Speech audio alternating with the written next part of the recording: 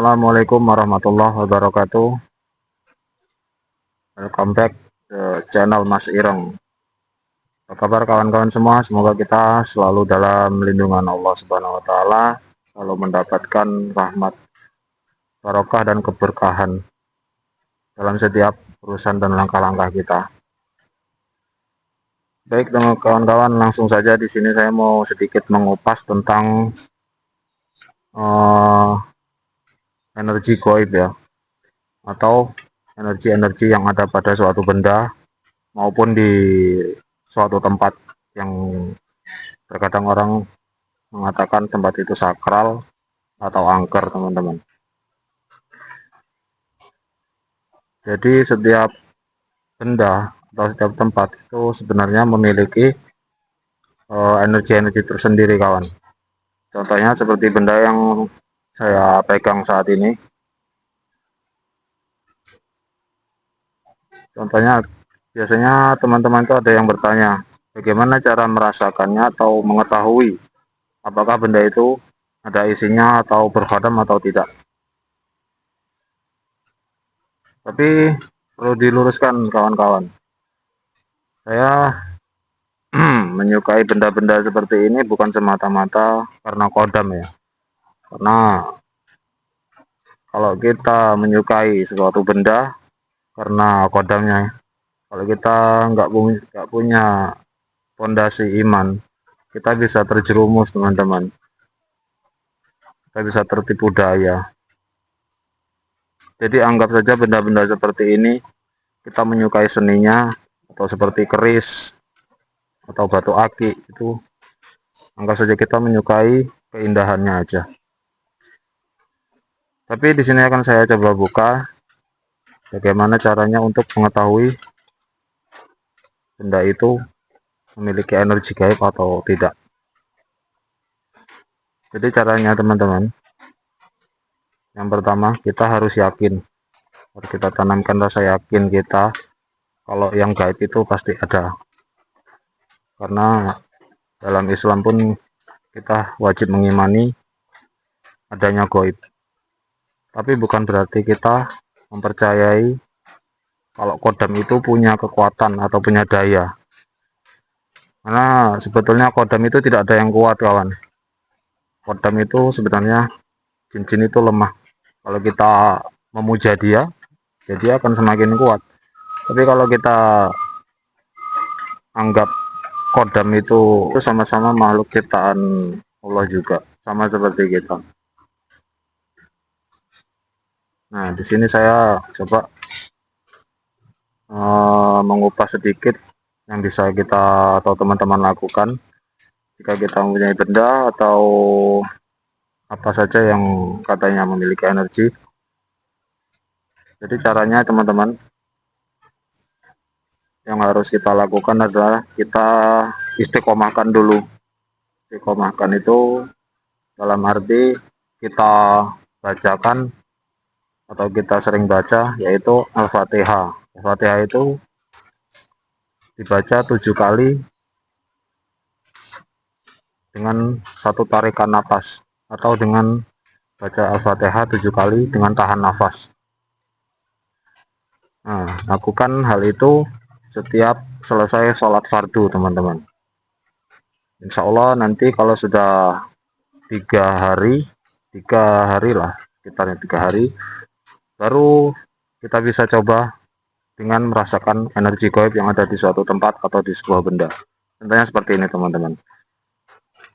Kalau misalnya kita ada benda seperti ini cuma contoh ya, teman-teman. Bisa dengan batu akik atau keris, atau langsung ke tempat lokasi, tempat yang katanya angker. Pegang benda di tangan kiri, contoh aja, teman-teman. Misalnya kalau batu bisa begini, kalau keris ya bisa dipegang seperti ini, enggak saja seperti ini.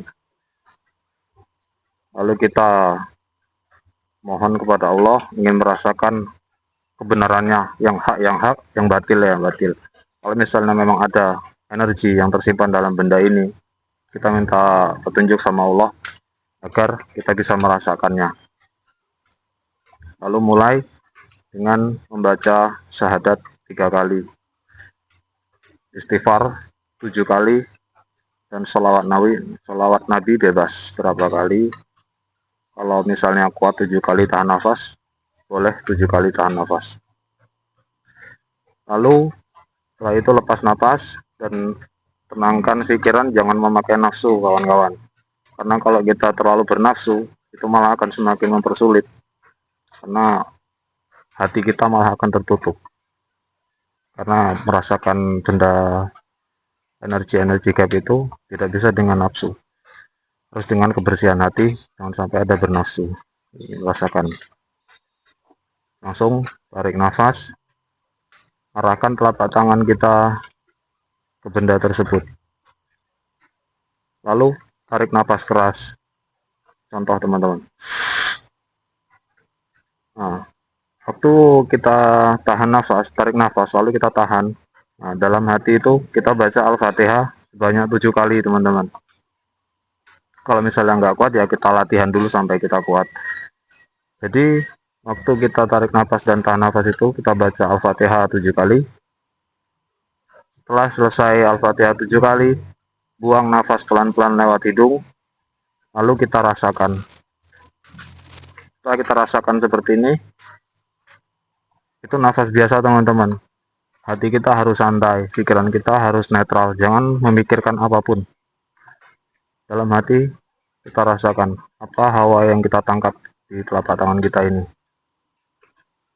Biasanya nanti kalau misalnya kita masih tahap belajar, tahap awal-awal, itu hanya akan merasakan sebuah energi yang menggumpal, mungkin ada seperti kesemutan atau hawa panas atau dingin. Itu biarkan saja. Nah, nanti kalau misalnya sudah dirasa kita sudah cukup, boleh dihentikan, lalu baca istighfar 7 kali.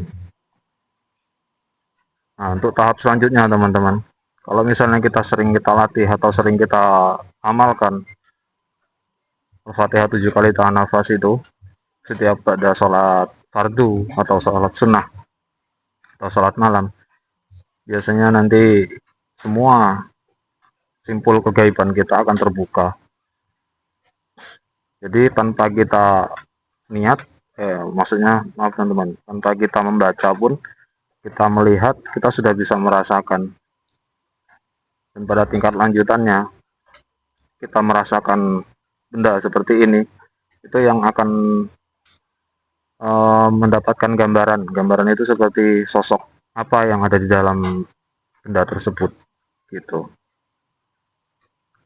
Saya perlu diingat teman-teman, terkadang walaupun kita melihat sosok itu sebenarnya terkadang bukan wujud asli dari makhluk atau kodam tersebut.